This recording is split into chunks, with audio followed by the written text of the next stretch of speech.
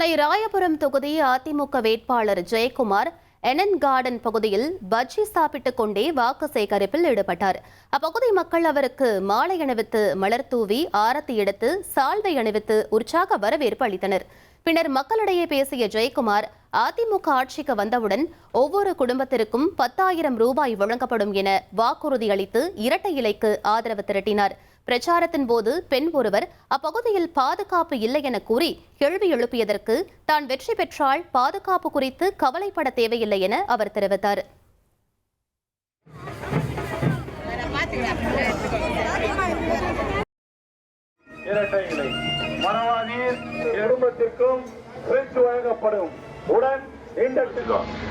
Government வந்தாலும் 10,000 ரூபாய் கருணை கொடுக்க போறோம். அம்மா கவர்மெண்ட் இருந்தா 1.25 லட்சம் உங்களுக்கு வரும்.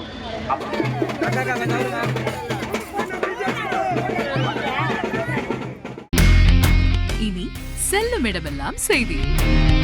தந்தை டிவியின் வாட்ஸ்அப் சேனலை ஃபாலோ பண்ணினா செல்லருக்கும் இடமெல்லாம் செய்தி. இதோ QR கோட் இப்பவே ஸ்கேன் பண்ணுங்க, ஃபாலோ பண்ணுங்க.